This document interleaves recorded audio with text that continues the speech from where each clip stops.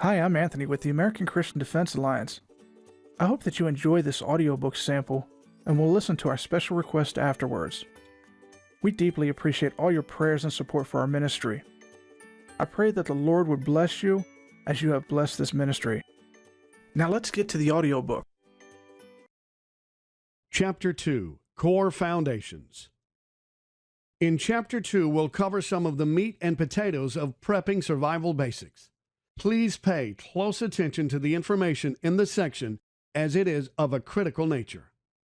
Selecting a survival knife. Of all your survival equipment, the single most important piece, beside your Bible, is a good knife. Many experts have agreed that if they had to pick only one piece of equipment to use, it would be their knife.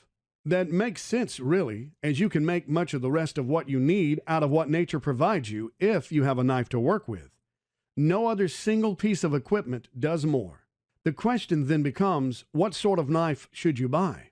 There are a plethora of knives available on the market, available for a wide range of prices, and with a large range of options to choose from. There are even knives marketed as survival knives, which contain all sorts of extra equipment to help you survive. So what's the best? First of all, this is one place where quality counts more than anything else. If you are going to depend on a knife to help you survive, you need one that is going to hold up under the strain of heavy use, without a risk of it breaking, and hopefully with the ability to maintain a good, sharp edge. With that being our criteria, the first thing to consider is the knife's construction. You want a fixed blade knife rather than a folding one. Folding knives can break more easily, and the lock can slip at an inopportune moment, causing a serious injury. A folding knife is fine as a backup, but your primary knife should be fixed blade. The blade needs to have a full tang. This refers to the part of the blade that extends back through the handle. Manufacturers of cheap knives use partial tangs to save money, but the handle is likely to break right at the end of the tang, when the knife is subject to extreme pressure, leaving you with a blade that doesn't have a handle. That's awfully hard to work with. I would recommend a blade style that gives you a strong point, as the point is the most fragile part of the blade. Drop point knives are pretty good for this, as well as tanto blades. I personally like clip point knives a lot because you get a sharper point, but those are not as good for survival knives. The same can be said for dagger point knives. Besides, you don't need a fighting knife as a survival knife. You need a working tool. The other main issue is the steel that the knife is made of.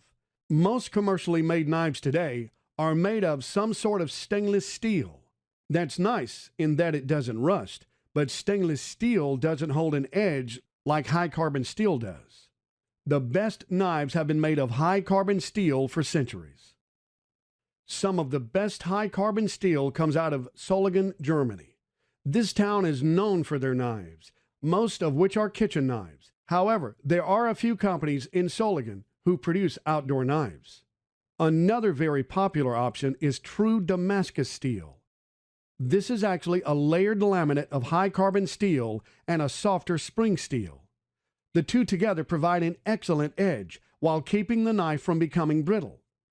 High-carbon steel by itself is so hard that it can be brittle at times. Damascus steel is the one truly obvious steel option because its layers cause a striped pattern in the knife's blade. But other than Damascus steel, it's very hard to tell the difference between other types of steel. Not all manufacturers will give you that information, essentially expecting you to trust them for the selection of a good steel for your knife. There are a number of companies who produce excellent knives. It seems that each survival expert has their favorite. Essie, Tops, Cold Steel, and Becker are popular brands, all three of which specialize in survival and combat knives. The old standbys of K-Bar and Gerber are good choices as well, especially for people who don't want to spend as much money.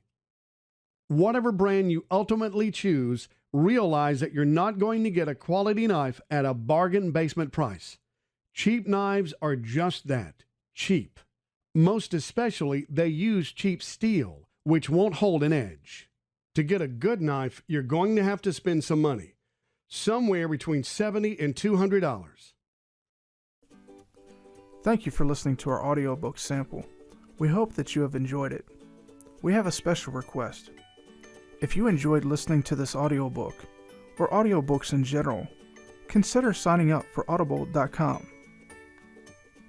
If you've been on the fence about signing up for Audible.com, or would just like to support our ministry by purchasing our audiobook first, we would greatly appreciate it. Did you know that you can support our ministry by listening to our audiobooks on Audible.com? Here's how.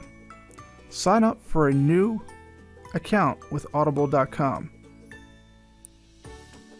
Purchase our audiobook first and stay an Audible.com member for at least 61 days. If you follow those simple steps, our ministry will earn $25 every time this process is completed. We greatly appreciate your support, as well as you sharing this video with others on your social media platforms. Thank you once again for your support. We know God will richly bless you as you have blessed this ministry.